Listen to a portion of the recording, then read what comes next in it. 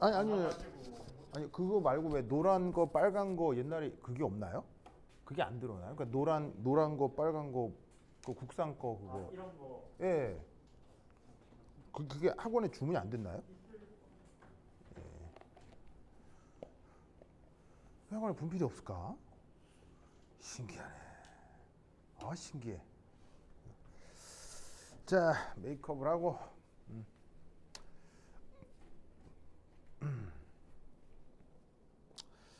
자 어딜 보실 거냐면 3장에 2.2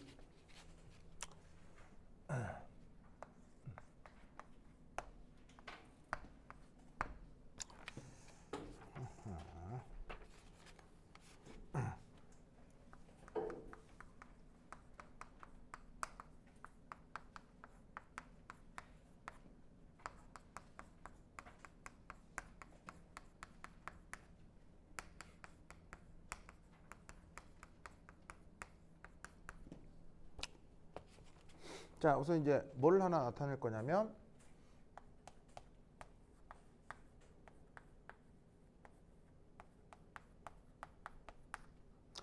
그 쿨롱 인력에 대해서 그뭐 여러분 전혀 모르는 건 아닌데 쿨롱 인력에 대해서 얘가 이제 화학적으로 응용이 되면 어떻게 되는지 좀 얘기를 좀 해보려고 합니다. 아이고 그러면서 보자. 이게 있어야 되겠죠. 아유 깜짝 놀랐네 이거. 온 하나 둘 셋 넷 온 맞아? 라인 인. 왜 배터리가 안 들어오지? 페어링도 돼 있어. 돼 있는 거 맞아?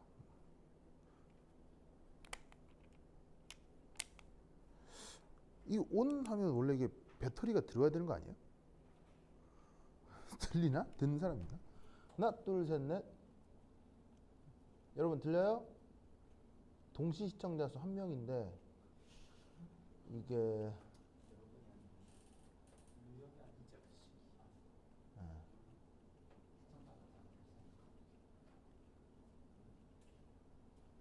모르겠네요. 하여튼 난 하긴 했으니까.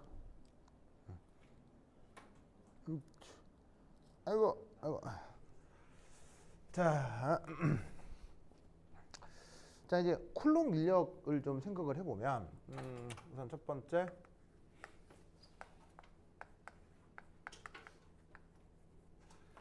예를 들어서 어떤 입자가 있는데 하나가 Q1이라는 전하량을 갖고 그 다음에 또 어떤 입자가 Q2라는 어떤 그 전하량을 갖는다고 칩시다. 이때 이제 Q1하고 Q2 각각은 네. 아, 예, 이거 참고 있나요? 네. 아, 예, 알겠습니다.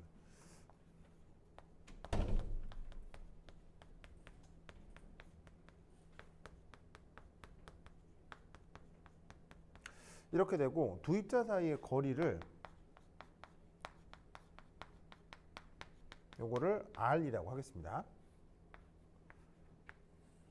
이렇게. 자, 그럼 요 둘 사이에 그 상호작용력을 이제 수식으로 표현하면 바로 어떻게 되느냐?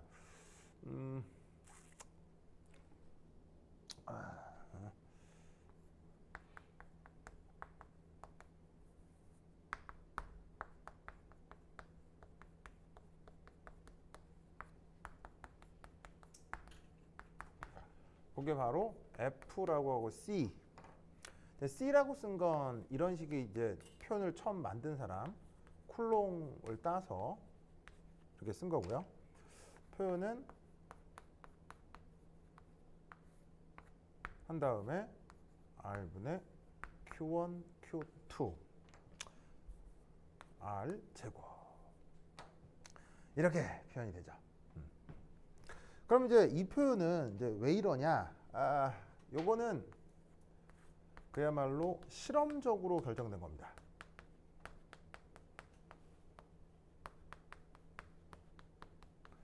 점전화로 가정할 수 있는 물체를 거리 R만큼 띄워두고 그때 나타나는 힘의 크기를 측정을 한 다음에 그게 이제 실험적으로 이 제곱에 거의 반비례하더라라는 걸 실험적으로 알아낸 거여서 이 수식에는 이유가 없어요. 그렇죠? 그래서 이제 이유가 없기 때문에 그냥 암기하는 수식이에요. 그냥 외워. 그래서 아마 요 수식은 아마 그거 뭐 물리 시간에도 배웠을 테니까 뭐 특별히 그게 뭐 이질감은 없을 건데, 이때 이제 중요한 건 뭐 예를 들어서 이렇게 되는 거죠. Q1하고 Q2의 곱이 만약에 음수다. 한쪽이 플러스고 한쪽이 마이너스다라는 얘기죠. 그러면 이때는 어떻게 되겠습니까? 바로 저 FC의 크기가 음수가 되죠. 이게 이제 무슨 의미예요? 자, 저번 시간에 상호작용력의 방향에 대한 얘기를 했었는데, 상호작용력이 음수다라고 하면 그건 인력이에요, 청력이에요? 인력이죠. 그 다음에 세 번째, Q1하고 Q2의 곱이 0보다 크다 라고 하면 상호작용력이 0보다 커지는데, 그때 이제 둘의 부호의 방향이 같은 걸 얘기하겠죠. 그럴 경우에는 힘의 크기도 양수가 되는데 상호작용력의 방향이 양수다라고 하는 건 청력을 얘기한다고 했었죠. 그래서 상호작용력을 뭐 정의하기 위한 힘의 방향에서 이런 얘기를 했었는데, 그거하고 다 이제 일맥상통하는 표현이라는 얘기죠. 근데 이 쿨롱 인력을 물리학 시간에는 이렇게 배우고 말거든요. 근데 화학에서 이제 중요한 거는 바로 사실 이겁니다. 요게 중요해.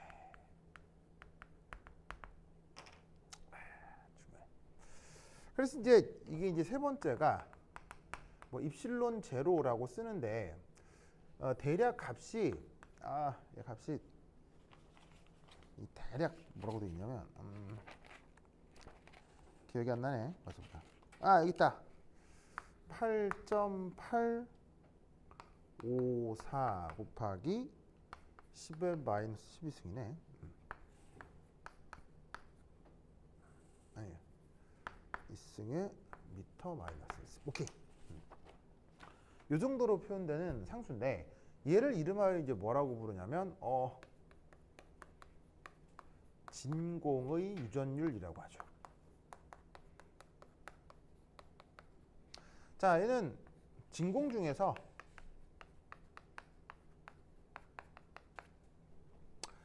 전하를 띤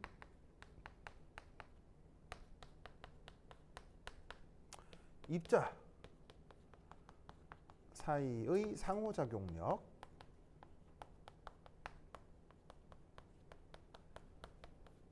관계된 비례상수입니다. 그냥 이 수식에서 보면 비례상수라고 생각할 수 있죠. 4파이는 그냥 알고 있는 그 4 그리고 그 파이 그 얘기하는 겁니다. 이런 게 붙는 이유는 20세기 전에 물리학의 기본 단위는 그램, 센티미터가 기본 단위였어요. 그런데 이제 20세기 넘어서면서 그램이 킬로그램으로, 센티미터가 미터로 기본 단위가 바뀌면서 단위 체계의 변환 때문에 나타나는 상수의 출현이에요. 그래서 그램과 센티미터 단위로 이 역학을 표현을 하면 이 4파이가 없어져요. 싹 다 없어지는데, 여기 나와 있는 물리량들을 킬로그램과 미터 단위 체계로 바꾸게 되면 그때 이제 앞에 이렇게 4파이라는 숫자가 붙게 되거든요. 근데 이제 뭐 옛날 단위를 우리가 알 필요는 없기 때문에 그냥 요즘 관점에서는 뭐 수식이 이렇게 됐다. 얘도 상수고 얘도 상수다 이렇게 생각하면 돼요. 그렇죠? 근데 이제 이 상수가 그냥 물리 시간에는 상수다 이렇게 배운단 말이에요. 근데 이게 화학적인 상호작용에서는 상당히 중요해요. 특히나 유기 실험 같은 걸 할 때 이게 아주 이제 중요한 요소가 되거든요. 이제 그걸 좀 살펴볼 거예요. 짜잔. 그래서 두 번째. 자, 화학에서는 용매라는 말을 쓰고요. 그리고 물리 시간엔 이런 말을 쓸걸요.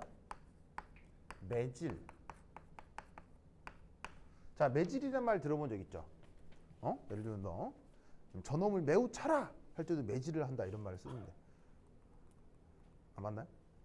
그렇죠. 네. 매우 차라. 그래. 좋아. 창문을 열고 환기를 시켜. 으쌰. 뭐라고? 이거 열어주면 편하죠. 네, 고마워요. 예.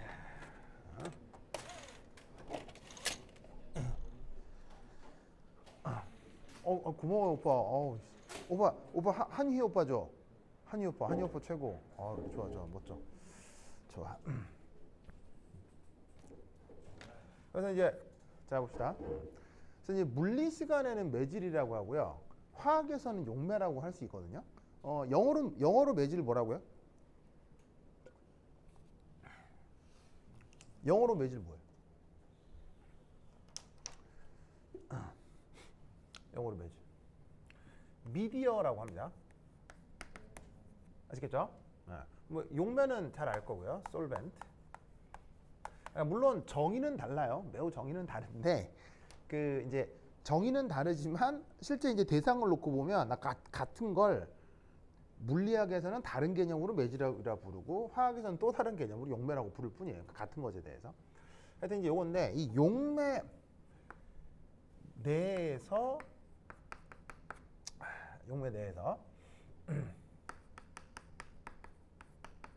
전하를 가지는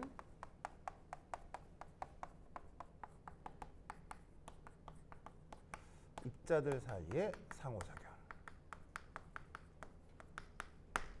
이걸 한번 생각해 보도록 하겠습니다. 자, 이게 무슨 말이냐. 아까 써놓은 요 모델링은요. Q1하고 Q2라고 하는 게 이 주변에 진짜 아무것도 없을 때, 뭐 할 때? 아무것도 없을 때. 주변이 진짜 진공, 진짜 아무것도 없다. 그 말이 이제 진공이라는 뜻이잖아요. 그래서 아무것도 없을 때 그때 비례상수가 입실론 제로라는 얘기 하겠죠? 근데 이게 만약에 어떤 용매나 매질로 채워지면 이 쿨롱 인력 수식이 뭐로 바뀐다? 4파이 입실론으로 쓰고 요 자리 이제 용매 이렇게 이제 바뀌는 거예요. 분의 1하고 R제곱 분의 Q1, Q2. 보이시죠? 그러니까 수식을 되게 이제 편리하게 구성을 해뒀는데 전하를 띤 입자가 진짜로 진공 중에서 서로 인력 청력이 나타날 수도 있지만 어디 뭐 물 속에 들어가 있거나 알코올 속에 들어가 있거나 하면서 인력 청력이 나타날 수 있잖아요. 그 모든 상황을 다 표현해 보고 싶다 이런 얘기죠. 그러면 그 진공 속이라고 하면 매우 물리학적이지만 이 전하를 띤 입자가 물 속이다라고 하면 이거는 뭐에 대응이 되는 거예요? 물 속에 녹은 이온결합 물질의 어떤 모습을 우리가 표현할 수 있기 때문에 화학적으로 상당히 중요한 요소가 될 수 있어요. 자, 그래서 이제 고상을 좀 볼 텐데.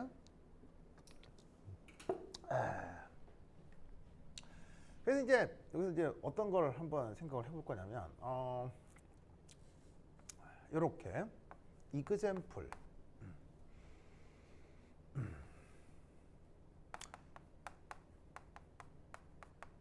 수용액 중의 이온 결합 물질. 자, 이걸 한번 생각해 보겠습니다. 자, 수용액 중에 이온 결합 물질이라고 하는 게 대표적으로 뭐예요? 소금 물에 넣으면 어떻게 돼요? 소금 아니 네. 다시 제목을 좀 다르게 써보자.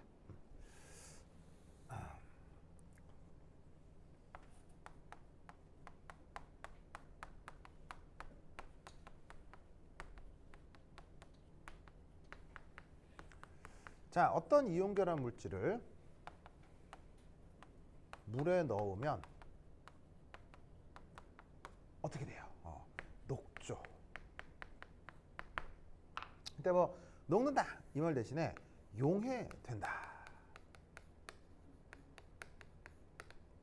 이런 식의 이제 말을 쓸 수 있어요. 이제 그거를 이제 약간 모델링으로 한번 표현을 해볼게요. 자, 이게 이제 물속이에요. 그럼 예를 들어서 여기에 소금 넣었다 치자. 그럼 이제 Na 플러스가 있을 거고, 그죠? 그 다음에 Cl 마이너스가 있을 거란 말이야. 그럼 얘가 진공 중이라면 플러스 입자하고 마이너스 입자가 그냥 서로 쿨롱 인력이 나타날 텐데 지금 여기는 물속이니까 사실 Na 플러스 Cl 마이너스보다 더 많은 건 누구예요? 물이 더 많은 거지, 그치? 그럼 이제 여기서 물이 어떻게 되느냐? 예를 들어 1이 된다 이런 말이에요.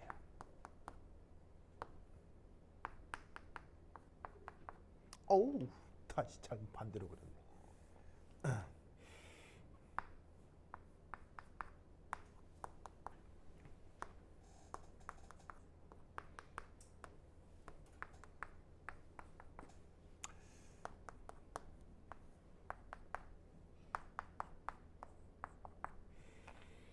자, 봅시다. 자, 물 분자는 이따가 좀 더 뭐 다 자세히 배워보도록 하겠지만 극성이라는 게 상당히 강하게 나타나죠. 그래서 어떻게 되냐면 산소가 전기임 송도가 커서 약간 마이너스 성격을 갖고 수소가 전기임 송도가 작아 약간 플러스 성격을 갖기 때문에 이렇게 이온들이랑 물이 만나게 되면 플러스 마이너스 사이에 이런 식의 정전기적 인력이 나타날 수 있어요. 그건 음이온하고 수소 쪽 관계에서도 마찬가지인데 그래서 이런 정전기적 인력을 전문용어로 뭐라고 하죠? 이런 걸 수화 혹은 용매화라는 말을 써요. 알겠죠? 그러니까는 조금 더 큰 말은 용매화인데 하필 물이 용매가 물일 경우 그 뭐냐면은 용매 대신에 숫자를 쓴 거잖아요. 그러니까 용매가 이 안에 용질들을 둘러싸는 이런 상황을 용매화라고 하는데 그게 하필 용매가 물일 경우 수화라는 말을 쓰는 거예요. 만시하겠죠? 그럼 이제 그러다 보니 양이온 주변에는 요래 하면서 이렇게 음이온 분위기가 그 다음 Cl- 주변에는 이런 식으로 델타 플러스가 만들어지는 양전화 분위기가 이런 식으로 만들어지는 거예요. 무슨 말 알겠죠? 그래서 얘 각각을 이제 뭐라고 부르기도 하냐면 얘를 이제 양전하 분위기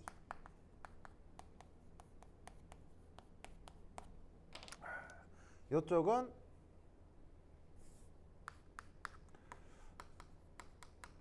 음전하 분위기가 되는 거죠.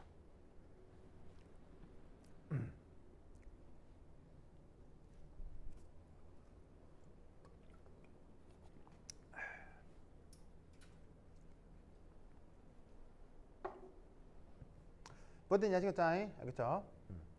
자, 그러면 이런 상황에서 이제 뭔 일이 벌어지게 되느냐? 이런 일이 벌어져요. 자, 원래 이제 완전 아무것도 없는 상태에서 그래 뭐 편의상 너는 이제 플러스라 하고 너는 마이너스라 하자. 그냥 아무것도 없는 상황이에요. 그러면 플러스하고 마이너스 사이에 인력이 쪼렁쪼렁 휘길 거 아니에요. 그렇죠? 그래서 이제 플러스 마이너스 사이 인력이다 뭐 이렇게 생각하고 있는데 물에 딱 집어넣었더니 플러스하고 마이너스 사이 인력이 뭐 생기고 자시고 간에 물이 이게 둘러싸 버리니까 어떤 일이 벌어지냐면 플러스하고 마이너스 사이 인력도 인력이겠지만 어떤 일이 벌어지냐면 플러스 이온 주변에 생기는 이 음전화 분위기와 원래의 Cl- 사이에 뭐가 나타날 수 있겠어요? 청력이 나타날 수 있어요.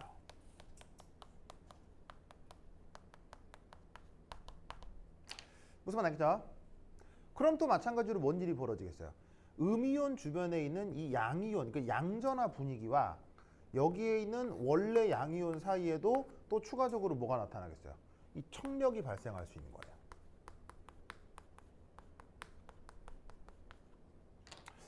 어떤 그 모델링인지 아시겠죠? 알겠죠? 그래서 어떻게 되냐면 자, 이런 식으로다가 그 수용액 중에선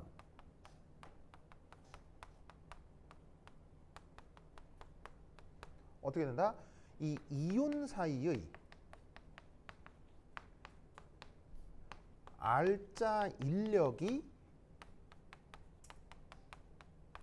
수화를 통해 줄어들 수 있는 거예요.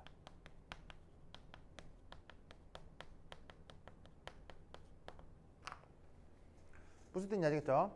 그러니까 원래 완전히 그냥 홀랑 벗겨진 양이온, 음이온끼리의 인력에 비해서 용매화가 돼버리면 이런 추가적인 인력이 생기니까, 청력이 생기니까 양이온, 음이온 사이에 그 인력이 어떻게 된다? 그러니까 인력이 달라졌다기보다는 청력이 발생하면서 일종의 R자적으로다가 그 인력의 전체 비율이 줄어들게 된다 이런 얘기예요. 무슨 말인지 알겠죠? 그러다 보면 이때 어떤 표현을 쓸 수 있냐면 바로 그렇다면 이온의 반응성은 이런 경우 증가하겠어요? 감소하겠어요? 이온의 반응성은 감소하게 되는 거예요. 왜냐하면 만약에 물론 물속에 녹아서 안정하게 잘 존재할 수 있는 이온도 있지만 이온끼리 이제 만나가지고 반응이 되는 경우도 있을 수 있잖아요. 만약에 지금 Na 플러스 Cl 마이너스를 예로 들면 얘네들은 별 반응은 없지만 양이온이 만약에 H 플러스 음이온이 OH 마이너스면 두 개 만나서 물 돼가지고 뭐 이렇게 중화 반응 돼야 될 거 아니에요. 그런데 그런 식의 반응이 돼야 되는 양이온, 음이온이 이렇게 수화가 돼 버리면 서로 간의 정전기적 인력이 작아지니까 잘 끌리질 않겠죠. 그냥 결과적으로 반응성이 감소하는 거야, 그렇죠? 그럼 반응성이 감소하고 이 경우 어떤 말을 쓰냐면 활동도라는 말을 써요. 이제 영어 표현으로는 activity라고 하는데 이것이 감소한다고 표현을 합니다.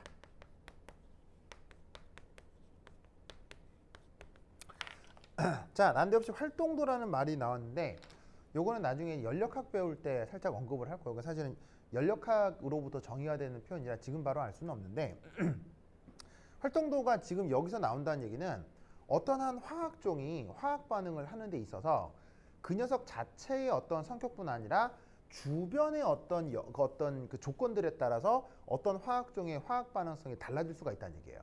그래서 그 주변 모두의 어떤 요소를 고려한 어떤 대상의 반응성을 실제적인 반응성을 활동도라고 해요. 그렇죠? 그래서 활동도에 대해서는 나중에 조금 더 자세히 얘기를 해볼 거고요. 그렇죠? 우선은 이렇게 우선은 간단하게 얘기를 하도록 하겠습니다. 알겠죠?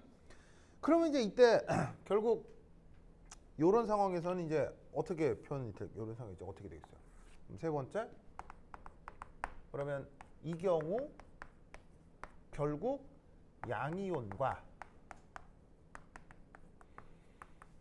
음이온의 정전기적 인력이 감소한다. 고 표현할 수 있는 거예요.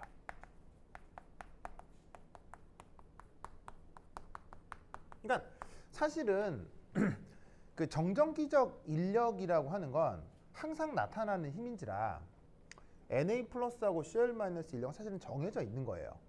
정해져 있는데 거기에 청력이 추가적으로 발생하는 거예요. 그러니까 이거죠. 끌어당기는 힘은 100이 계속 그대로 100이었다고 쳤을 때 저기서 아무것도 없을 때는 그냥 100만큼 인력이 있는 거고 여기는 100만큼 끌어당기는데 난데없이 5만큼 청력이 생긴 거야. 그러면 사실은 인력이 크기가 변한 건 아닌데 추가적으로 청력이 생겼을 뿐인데 결국 알짜적으로다가 인력은 100에서 95가 됐을 거 아니야. 그걸 화학에서는 이렇게 표현하고 물리학에서는 이렇게 표현한다 이런 말이에요. 무슨 말 알겠죠? 알겠죠? 그래서 이때 이러한 상황을 그 용매의 유전율 입실론 유전으로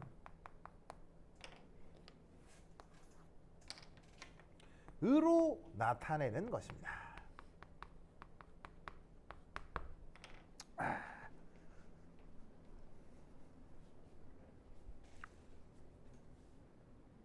좋아.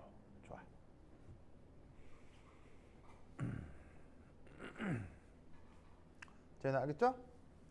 그래서 실제로 이제 조사를 좀 해보면 그 값이 이제 어느 정도냐? 뭐 예를 들어 이제 이렇게 되는 거죠. 어디 지울까? 여기 줄게요. 여기 줄게요. 8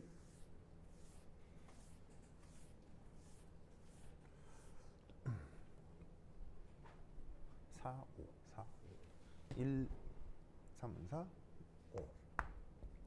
그래서 물의 경우 이 값이 대략 어느 정도냐면 요 정도입니다. 그래서 진공의 유전율에 비해서 물에서의 유전율이 한 82배, 그러니까 82배가 더 크거든요. 그럼 어떻게 생각할 수 있냐? 물의 경우 정도이고, 그래서 결국 어떻게 되냐면 진공중에 비해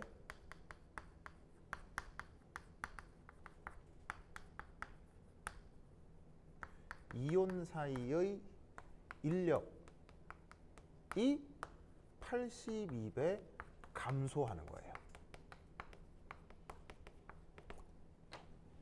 무슨 말 알겠죠? 그럼 원래 그 이온과 이온 사이의 인력, 이거는 사실은 쿨롱 인력은 큰 상호작용이에요, 약한 상호작용이에요? 사실은 굉장히 큰 상호작용이거든요. 그런데 물속에 딱 들어와 버리면 이온과 이온 사이의 인력이 어떻게 된다? 저렇게 80배 이상 확 감소해 버리는 거예요. 그러면 이온과 이온 사이의 인력이 굉장히 강했는데 갑자기 이온과 이온 사이의 인력이 확 줄어들어. 사실은 저런 이제 용매화나 그러니까 이제 추가적으로 생긴 청력 때문이지. 그래서 나타난 현상이 뭐겠어요? 그래서 나타나는 현상이 뭐겠어요? 그래서 이온 결합 물질이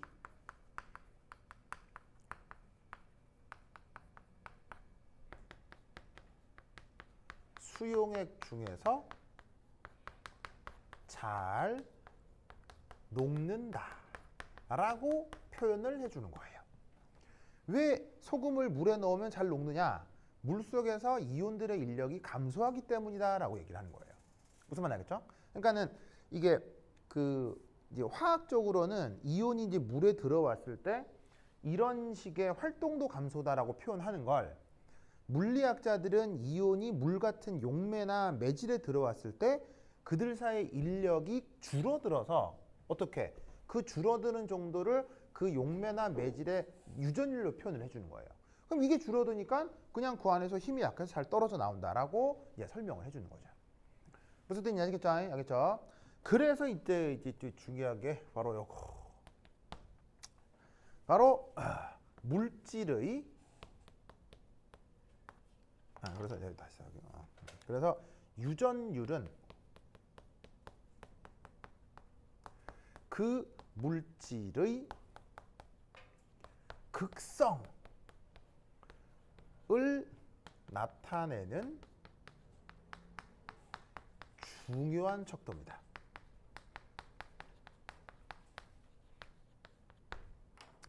자, 극성이라는 개념을 뭐 아직 자세히 얘기는 안 했지만 그거 오늘 내일 중으로 이제 강의가 올라갈 거야, 그죠? 안 했지만 그 뭐 화학을 조금 배웠으면 극성이란 말은 들어봤을 거야, 그죠? 네.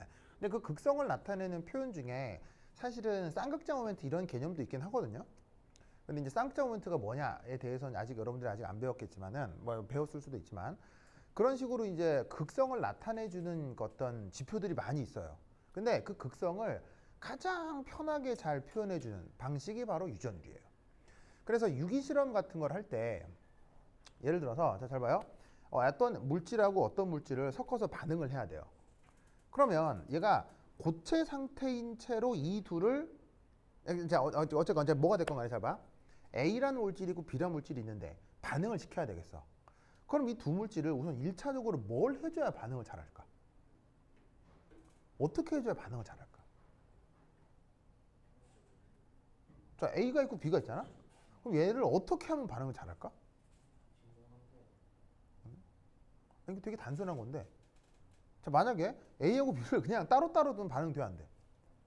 그러면 A하고 B를 어떻게 해줘야 반응을 잘하는, 이게 상식적으로 그냥 바로 두 개를 잘 섞어주라는 얘기지. 아니, 그러니까 이 말은 극단적으로 아예 안 섞어주고 분리해 두면 반응이 되냐는 거야. 안 될 거 아니야. A가 뭐고 B가 뭐건 간에 아예 분리해 두는데 무슨 반응을 해? 근데 뭐 반응을 잘 못할지언정 반응의 건덕지라도 만들려면 이 둘을 어떻게 해야 돼? 잘 섞어줘야 될 거 아니야. 그러면 자, A 너 둘 좀 내가 잘 섞어주고 싶다. 그럼 잘 섞는다고 했을 때 이때 어떤 상태가 A하고 B를 잘 섞이게 해주는 중요한 상태겠어? 자, A하고 B를 섞는데 제일 안 섞이는 상태가 뭐겠어? 고체야. 무슨 말 알겠어요? 예를 들면 돌멩이끼리 이렇게 섞으면 잘 섞여? 섞일 리가 없잖아.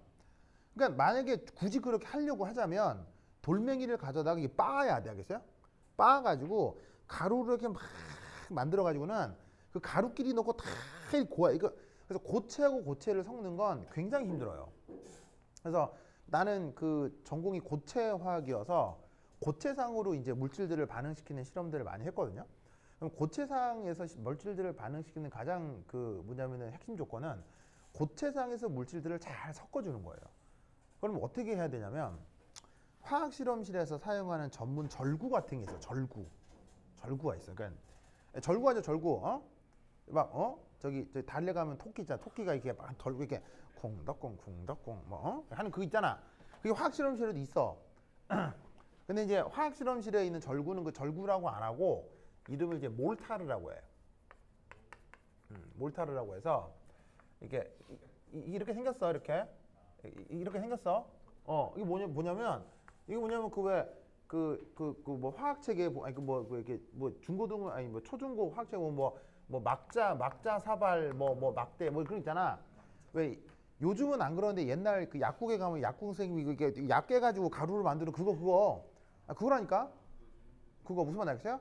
근데 이게 이제 뎁다 비싸. 세트로 한 2, 30만 원씩 해. 50만 원 넘어. 왜냐면 재질이 강옥으로 돼 있어서 그래. 왜 강옥으로 돼 있어야 되냐면 사실은 제일 좋은 건 다이아몬드야. 그러니까 다이아몬드로 이만하게 만들어주면 좋은데 다이아몬드는 안 될 거 아니야? 학교 전체를 팔아도 이만한 이건 안 될 거 아니야. 그러면 왜 이렇게 다이아몬드 같은 소재가 중요하냐면 고체 물질을 깨부숴야 되지. 그럼 고체 물질을 깨부수려면은 그 깨부수려는 놈보다 얘가 말랑말랑하게 해야 되겠어? 딱딱해야 되겠어? 엄청 딱딱하게 해야겠지. 이 강옥이 뭐냐면 왜 여러분 그 지구과학 시간에 그 배운 적 있지? 몰수 굳기계인가? 모스 굳기계 있잖아. 그 왜 뭐 조흔판 뭐 그런 있잖아. 그거. 그래서 거기서 굳기계 1등도 1등이 다이아몬드. 근데 그건 비싸. 2등이 얘야. 2등. 그러니까 이제 강옥이라고 하는 게 이게 이제 전 지구에 몇 군데 안 나거든요. 근데 그걸 가져다가 그러니까 뭐 이렇게 광산에서 캐면 강옥이라고 돌멩이처럼 이렇게 바위처럼 있나 봐. 그 이제 그걸 이제 장인들이 이렇게 그라인더로 갈아가지고 이렇게 그릇으로 만든 거야. 무슨 말 알겠죠? 그게 화학 실험실에 있어. 여기에 이제 고체 샘플 같은 걸 이렇게 넣고 요걸로 이렇게 하면 잘 깨질 것 같지? 잘 깨지지도 않아. 이게 딱 돼가지고 막 온 체중을 실어가지고 막 뿌악 눌러야 돼. 진짜 온 체중을 실어가지고. 그러면 이게 꾸두덕 부서지잖아. 그럼 그거를 이게 그러니까는 뭐라고 한 다음에 이제 또 그러면 A를 깨부수고 B를 넣고 깨부순 다음에 둘을 섞는 거 아니야. 그럼 처음에는 얘가 이제 그 커피 알갱이처럼 구글구글구글 해. 이렇게 왜냐면 이게 돌 깨봐 한꺼번에 무스 안 깨지잖아. 그래서 조각이 있는 걸 계속 하면 이게 구글구글 한 게 점점 하면 이게 점점 하면 이게 점점 부들부들 해가지고 나중에 아주 고운 입자까지 갈리거든. 그럼 이게 어떤 건 잘 갈리지만 잘 안 갈리는 애는 4시간 이상 그걸 해야 돼. 그래갖고 이제 실험실에 이렇게 앉아가지고 딱 놓고 이건 도 닦는 거야. 그래서 이게 내가 아무 생각도 안 하고 이거 계속 가는 거야 이걸. 이게 무슨 말인지 알겠어요? 그럼 이게 무슨 경계가 있느냐? 아니야. 그냥 4시간 가는 것보다 5시간이 더 좋고 5시간보다 6시간 더 좋은 거야. 그냥 더 갈면 갈수록 더 고와지니까 더 잘 섞일 거 아니야. 그러니까 이제 사람의 욕심이라는 게 합성을 더 잘하고 싶잖아. 그럼 이걸 계속 가는 거야. 근데 무슨 말 알겠어요? 계속. 즉 고체끼리 섞는 건 쉬운 일이다 어려운 일이다? 굉장히 불편한 일이에요. 알겠어요? 여기 이제 사실은 몇 가지 테크닉이 있어. 이게 이제 용매 같은 걸 넣어서 이렇게 하고 말리는 이런 테크닉이 있긴 한데, 그러니까 근데 이제 어떤 테크닉을 쓰냐면 거기다가 아세톤이나 알코올 같은 걸 부어요.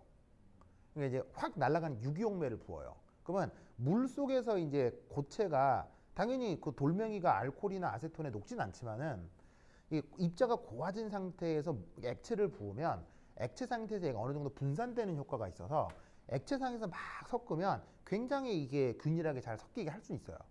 그래서 이제 그런 테크닉들이 있긴 하지만 근본적으로 오래 갈면 오래 갈수록 좋은지라 고체끼리 섞는 건 굉장히 피곤한 일이라고. 무슨 말 알겠어요? 그리고 고체 말고 기체는 어떻게 이제 기체끼리는 잘 섞일까?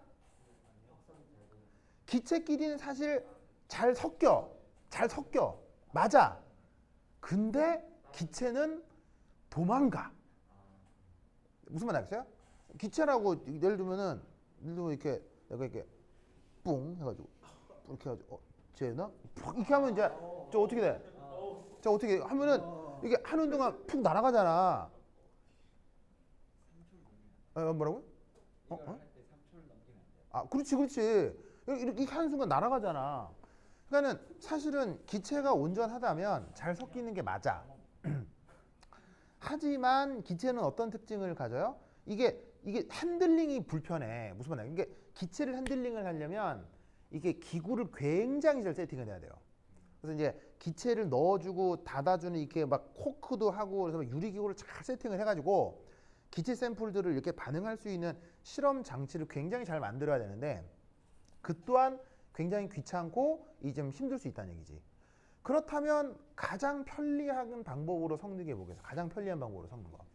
바로 액체 용매 속에 반응을 하는 용지를 녹인 다음에 그 용매 상태, 용액 상태를 섞는 게 제일 편리한 거라고. 그래서 그 우리가 화학이라고 하면 그냥 아무런 생각 없이 갖고 있는 편견이 그 뭐 이상한 막 음침한 데서 막 머리 뿌실뿌실한 사람이 흰 옷 입고 막 보적보적한 데서 막 이렇게 하면서 막 이렇게 뭐가 확 섞고 막 벙하고 하잖아. 그게 무슨 말이야? 그런 어떤 선입견이 있잖아. 그 선입견이 그 다 뭐야? 액체 용매. 이게 그런 실용성에서 오는 거라 이런 말이에요. 무슨 말 알겠죠? 그러니까 어떤 화학 반응을 한다고 할 때 실용적으로 이 용지를 어디에 액체 상태 용매에 잘 녹이는 건 굉장히 중요한 요소일 수 있다는 얘기예요. 그러니까 어떤 용질이 어디에 잘 녹겠느냐 안 녹겠느냐는 중요해 안 중요해? 굉장히 중요해. 그러면 어떤 경우 잘 녹는다고 하지? 성격이 비슷할수록 잘 녹는다고 하지. 그래서 어떤 용질이 극성이 작으면 극성이 작은 용매에 잘 녹고 극성이 크면 극성이 큰 용질에 잘 녹는다고 하지. 그럼 그걸 뭐로 보고 판단하면 좋냐고. 그게 바로 유전율이야. 무슨 말 알겠어요? 그래서 그 실험을 하기 전에 물질들에 대한 중요한 성격들이 정리되어 있는 표들이 있어요. 이제 요즘은 이제 옛날에는 그 물질의 성격이 머크라는 책에 쓰여 있어요. 머크가 어디냐면 이게 개인 회사예요. 영국 회사인 전 세계적인 대기업인데 전 세계에서 가장 큰 화학 회사예요. 그러니까 예를 들면은 뭐 이번에 어디야? 요즘 어디야? 예를 들면 뭐 파이저에서 뭐 코로나 백신을 만들 때 뭐 필요한 뭐 시료들 있잖아. 그런 거를 대는 회사야. 전 세계에서 가장 큰 회사야. 그래서 이제 이 회사는 엄청나게 많은 자회사를 가지고 있고 설립된 지가 100년이 넘기 때문에 이 회사에서는 사실은 인간이 취급하는 모든 시약을 다 취급하거든. 그러면 100년 동안에 자기 회사의 그 어떤 그 취급했던 물질들에 대한 리스트가 있을 거 아니야. 그거를 가지고 인덱스라고 하는 책을 만들었어. 그 책이 8,000페이지짜리 책이 있어. 8,000페이지짜리 책이 있어서 지금 나온 게 내 기억으로 가장 마지막에 본 게 16판까지 나왔어. 가장 마지막에 16판. 그러니까 100년 동안 계속 데이터가 쌓인 거야. 그럼 이거를 이제 탁 펼치면 거기에 내가 사용하려고 하는 물질의 여러 가지 성격, 뭐 분자량, 끓는 점, 진공의 유전율, 아니면 쌍극자 모멘트, 뭐 독성 이게 다 있다고. 그래서 그걸 보고 이제 뭐냐면은 이게 실험을 하는 거야. 근데 이제 요즘은 이게 다 온라인으로 해결이 돼. 온라인으로. 이게 이제 옛날에 내가 대학 다닐 때는 이게 그 화학과 화학과기 사무실에 가면 이만한 책이 있어. 왜냐면 이게 화학회사니까 각 대학 화학과마다 이 머크 인덱스를 이제 공짜로 하나씩 줘. 왜냐면 그거 보고 사야 되니까 일종의 카탈로그야, 카탈로그. 그 카탈로그니까는 이게 주는 거야. 그럼 이제 그걸 이제 펼치면 그거 이제 화학 실험하기 전에 그 과시험 가고 펼쳐갖고 메모해서 이게 무슨 성격이나 필요한 복사도 하고 막 하는 거야. 얼마나 불편해. 근데 요즘은 이게 모두 다 온라인에 다 있어. 그래서 머크 인덱스라고 치면 이게 페이지가 딱 트고 거기에 탁 치면 드르륵 나와. 무슨 말 알겠어요? 이게 무슨 말 알겠어요? 그리고 또 이제 이러한 화합물의 성격은 특히나 이제 미국 정부에서 정부 차원에서 공공으로 이 서비스를 해. 화합물의 성격을. 그래서 이제 미국 정부의 그 과학성 사이트에 들어가면 거기에 이제 여러 가지 생화학적이거나 생물학적인 어떤 물질들의 성격을 미국 정부가 온라인에 다 게시를 해뒀어요. 그래서 영어만 할 수 있으면 아무나 들어가서 뭐 피리딘 뭐 치면은 탁 치면 탁 해서 다 나와. 정보가 다 나와. 그래서 요즘은 사실은 뭐 돈이 못 써서 환경이 안 돼서 연구를 못 한다 그런 건 없어. 예, 다 요즘은 이제 온라인으로 돼 있어서 편하지. 무슨 말 알겠죠? 그때 어떤 물질의 극성의 상태를 알고 싶다라고 하면 뭘 찾는 게 좋아? 여기에 있는 유전율. 무슨 말 알겠죠? 그거 때문에 이제 쿨롱 인력 얘기를 한번 해본 것이다. 아시겠죠? 이것을 기억해 두시기 바랍니다. 오케이, 됐다. 자, 그다음 뭐 이거는 저번 시간에 했던 거 연결되는 건데. 자, 여기 줄게요. 준다. A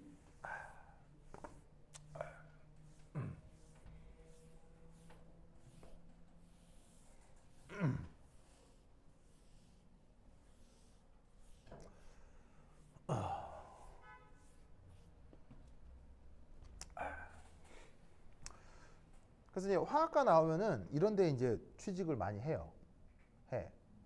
그래서 보통 서울대는 화학과 학생들이 사실은 대부분 대학원을 많이 가거든요.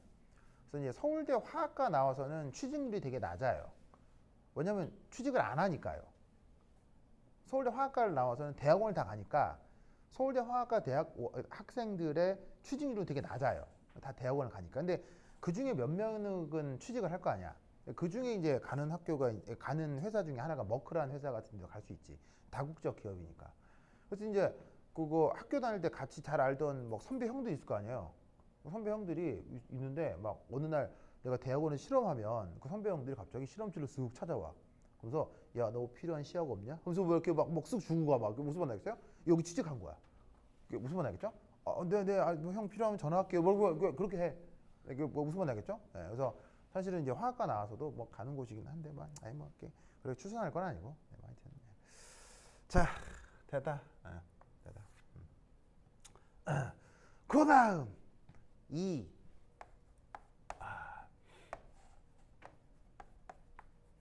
쿨롱. 이건 간단합니다. 상호작용에 의한 위치 에너지. 자, 지금은 보시다시피 처음에 얘기했던 건 인력, 바로 이제 힘이죠. 그래서 이게 force의 F를 따서 이제 F 이렇게 쓴 건데, 저 상호작용력을 가지고 항상 이제 뭘 만들어낼 수 있냐면 위치 에너지를 만들 수 있다고 했었죠. 그래서 이제 저번 시간에 뭐라고 말씀을 드렸냐면 위치 에너지는 마이너스 한 다음에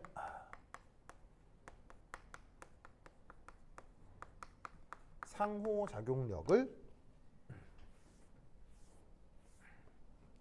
바로 거리에 대해서 적분을 해주면 그게 바로 위치 에너지가 나온다고 했어요. 그렇죠? 이게 그냥 에너지와 상호작용력에 대한 아주 일반적인 수식이에요. 그럼 이제 이 상호작용력 자리에 저걸 넣는 거지. 그럼 이제 여러분들이 아직 뭐 미분이 익숙하지 않으면 뭐 상관이 없는데, 뭐 예를 들어서 이제 미분을 할 수 있다, 아니 미분이나 적분을 할 수 있다라고 하면 쟤를 이 실수기에 넣고 이제 적분을 하면 되는 거야. 알겠죠? 그럼 이제 그 결과가 뭐냐? 바로 자, 쿨롱 상호작용에 의한 에너지 바로 이렇게 표현됩니다. 4파이 입실론 제로 분의 1 한 다음에 R의 1승분의 Q1, Q2 이렇게 표현이 돼요. 마치 그냥 여기다가 그냥 곱하기 R 한 것 같은, 무슨 말 알겠죠? 그런 결과가 나타나는데 실제로는 그냥 곱하기 R을 한 건 아니고요. 얘를 요 적분 계산을 해주고 마이너스를 붙여주면 나오는 결과예요. 근데 이제 아직 뭐 적분이나 미분이 익숙하지 않다면 뭐 그런갑다 하고 생각해 주시면 돼요. 알겠죠? 혹은 뭐 이렇게 생각해도 좋아요. 저기에 있는 이 쿨롱 상호작용력, 바로 힘은 어떻게 생각할 수도 있냐면 마이너스 쿨롱 상호작용 에너지 dr 이런 꼴로 표현된다라고 생각해도 좋아요. 무슨 말 알겠죠? 그러니까 서로 적분과 미분의 관계다. 알겠죠? 이거는 뭐 저번 시간에 얘기했던 거 그대로다라고 생각해 주면 되겠습니다. 오케이, 됐다. 자, 그래서 이게 점자나 사이의 정전기적 상호작용 얘기를 좀 해보았습니다. 자, 그 다음 또 하나 중요한 건 자, 여기 줄게요. 여기 준다잉. 여기 준다잉. 준다잉. 요것만 하고 시작 할게요.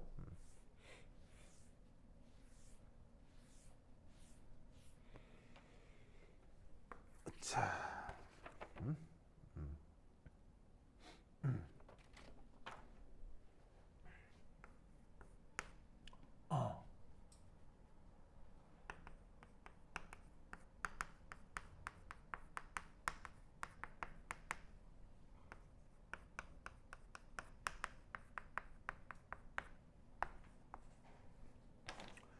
자, 앞으로 이 단위 체계를 많이 보게 될 거거든요.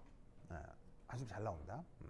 특히나 뭐 서울대 같은 그 뭐냐면 상위권 대학 입시에서도 얘는 잘 나와요, 알겠죠?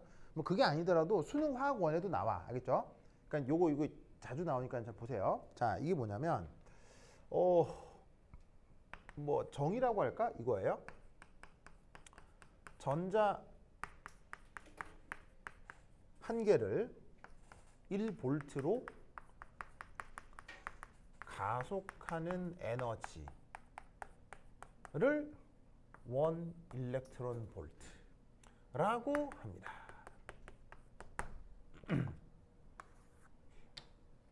아시겠죠? 그러면 이 의미 그대로 한번 써보면 이렇게 되겠어요. 1 일렉트론 볼트란 자, 여기 어떤 말이 있냐면 전자 한 개. 자, 그러면 전자 한 개의 전하량은 얼마예요? 전자 하나의 전하량은 1.6 곱하기 10의 마이너스 19순 쿨롱.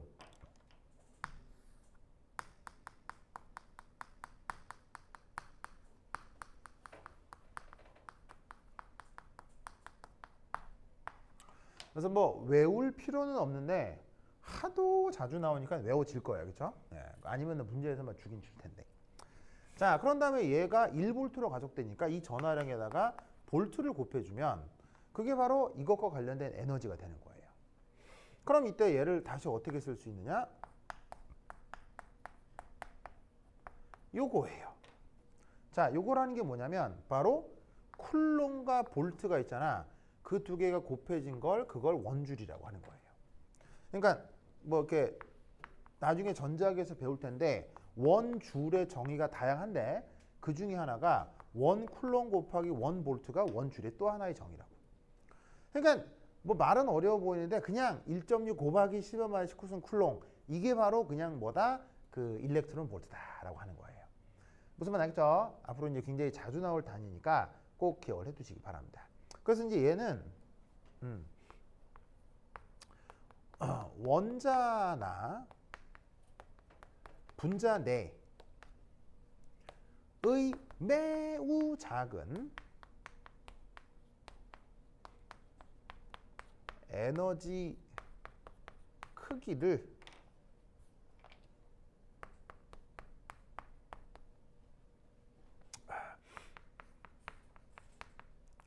사람이 인식할 수 있는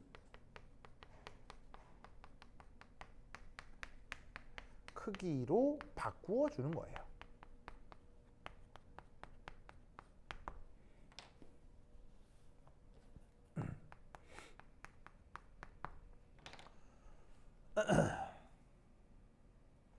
보이시죠? 그러니까 예를 들면 이런 거지. 자, 예를 들어서 자, 여기 줄게요. 여기 줄게요. 요 얘 하나만 들고 이제 쉽시다.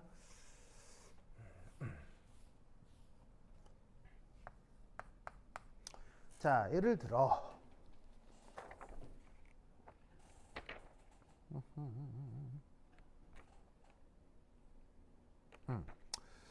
예를 들어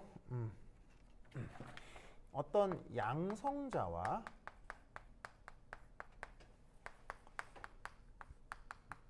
중성자가 1옹스트롬 떨어져 있어.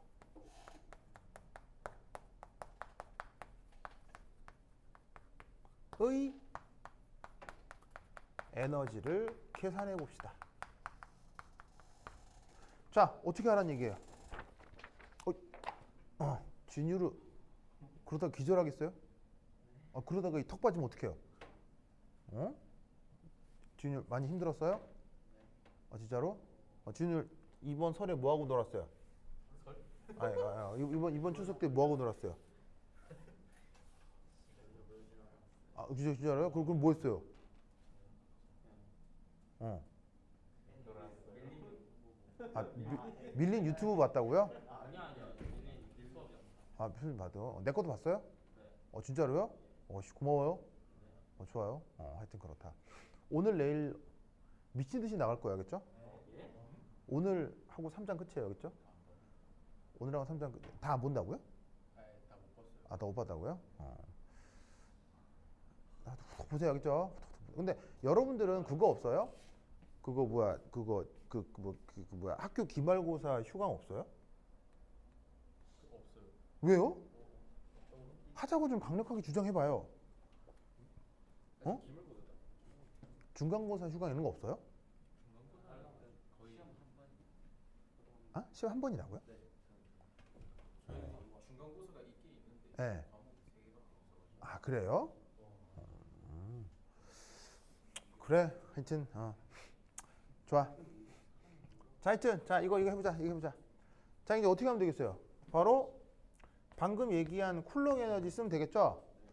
그러면 4 파이 입실론 제로 분의 그리고 당연히 이제 떨어져 있는 강에 진공중이라고 합시다. 아무것도 없는 진공중에, 물속 말고 진공중에 곱하기 에너지니까는 거리분의 Q1 곱하기 Q2의 R 이거란 말이에요. 자, 그럼 이제 계산을 해. 그러면 4파이. 그럼 4는 4고 파이는 3.14고 뭐 이건 계산기에 있으면 계산기 그거 쓰면 되는 거고요. 그 다음 입실론 제로. 얘 값이 얼마냐면 좀 귀찮은데 어디 갔지? 그래, 나온 데 한번 써놔 보자. 그러면 8.854 곱하기 10의 마이너스 12승 줄 쿨롱 제곱 줄의 역수 미터의 역수 곱하기 얼마나 떨어져 있다고요? 1옹스트롬이면 미터로 바꾸면 몇 미터요? 10의 마이너스 10승 미터. 그래서 이제 요만큼이 이거겠지. 분의 둘의 전화량이잖아. 근데 양성자 전화량 얼마야? 양성자 전화량은 1.6 곱하기 10의 마이너스 19승 쿨롱이지. 그리고 플러스지. 그래서 이제 플러스 쓴 건 양성자라는 얘기고. 그 다음 양성자와 중성자래. 양성자 중성자는 만율력밖에 없겠지. 자, 그것도 있지. 사실 정정기자는 있긴 한데 하여튼 전자. 그리고 전자의 쿨롱 인력은 얼마야? 전하량은 얼마야? 마이너스 1.6 곱하기 10의 마이너스 19승 쿨롱이라 이런 말이에요. 무슨 말 알겠죠? 그럼 이때 여기서 이렇게 이제 복잡한 숫자들을 이렇게 손으로 계산하는 건 좀 그럴 거고 계산기를 통해 계산하라 이런 말이 알겠죠? 그런데 앞으로 이제 여러분들이 되게 이제 눈여겨봐야 될 건 자연과학에서의 계산은 숫자가 중요한 게 아니고 항상 단위가 중요한 거다라고 얘기를 했었죠. 그래서 여기서 이제 단위를 보면 쿨롱 제곱 나가리가 될 거야. 그리고 메타가 나가리 되고 딱 줄이 딱 나오는 거야. 그래서 여기 있는 숫자들 다 계산하면 단위가 딱 줄로 나오게 돼 있어. 그래갖고 이제 계산을 하면 값이 얼마냐? 바로 대충 하면 마이너스 2.307 곱하기 10의 마이너스 18승 줄이 나오는 거지. 무슨 말 알겠죠? 그러니까 얘네들을 놓고 숫자로 계산한 거야. 그럼 사실 이게 답이에요. 답인데 이게 문제인 거야. 이게 문제인 거야. 이 문제라는 건 틀렸다는 게 아니고요. 이렇게 돼버리면 뭐가 없어? 인간 입장에서는 느낌이 없는 거야. 무슨 말 알겠어요? 그러니까 이게 사람 입장에서도 크다, 작다 이런 대소 비교가 돼야 되는데 10의 마이너스 18승이거나 10의 18승 이렇게 돼버리면 너무 크거나 너무 작아버리면 사람 입장에서는 느낌으로 가늠하기가 어려운 거지. 그런 상태가 사실 사람에게 편해, 불편해? 불편하단 말이에요. 그래서 이때 얘를 어떻게 해주느냐. 이렇게 해줍니다. 한이 오빠? 한이 오빠 괜찮아요? 괜찮아요? 한이 오빠? 한이 오빠 혹시 18살로 좀 위쪽으로는 어때요? 네, 일주일 동안 내가 생각을 좀 해봤는데 18살 아래 말고 18살 위쪽으로는 어때요? 아, 그건 안 돼요? 그럼 만약에 둘 중에 골라. 18살 아래와 18살 위 골라라. 그럼 어떤 거 고를 거예요? 어? 어? 그냥 안 하면 안 되냐고요? 안 돼. 자기가 지금 테러 집단에 잡혀서 지금 자기가 빨리 결혼을 해야 돼. 안 하면 막 목이 잘려서 죽어. 빨리 골라야 돼, 거기서 이제. 어? 그 테러 집단은 반드시 결혼해야 되는 거야. 그 집단에서는.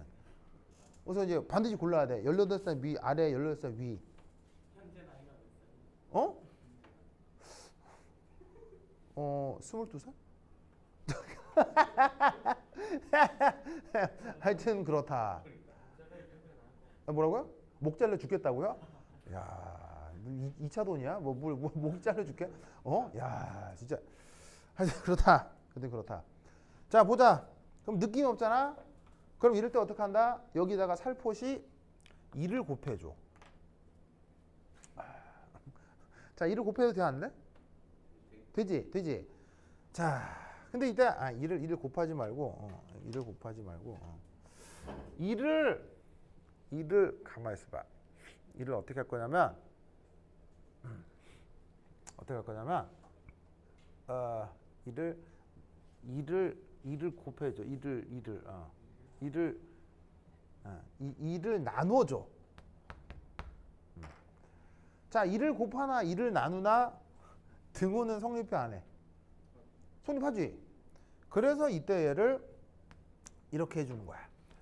마이너스 2.307 곱하기 10의 마이너스 18승 줄 여기다가 1.6 곱하기 10의 마이너스 19승 줄 퍼 일렉트론 볼트. 이런 식으로 표현을 해주는 거예요. 자, 무슨 말이냐면 2를 나눠주라고 했지? 그 1이 사실은 이건 거야. 왜냐? 원 일렉트론 볼트가 1.6 곱하기 10의 19승 줄이라고 했지. 그럼 당연히 자, 여기 지울게요. 쓱쓱 지우자.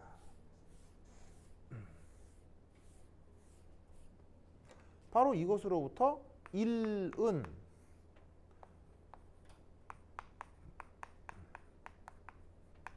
이렇게 되겠지. 그냥 단위라고 생각하지 말고 문자라고 생각한다면 문자를 두 개로 나눠준 거야. 즉 1 대신에 이걸 그대로 쓸 수 있다는 얘기죠. 무슨 말 알겠죠? 그래서 이렇게 단위 변환이 되면 여기서는 줄이 나가리가 되고 일렉트론 볼트가 남는 거예요. 그러면 얘를 바꿔주면 자, 마이너스 하고 대략 값이 14.40 일렉트론 볼트가 되는 거예요.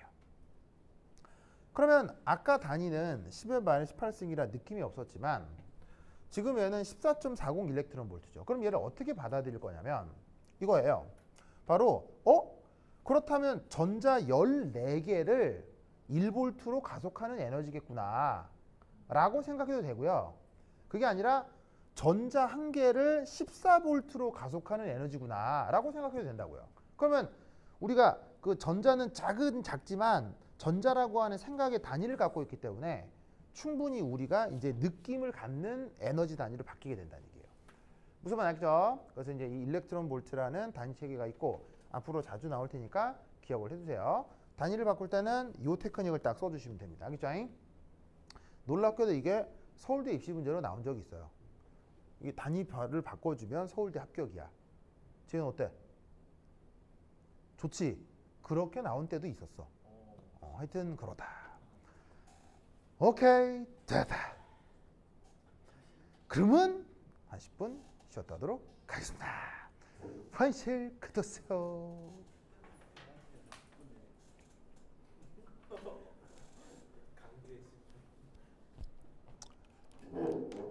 아유.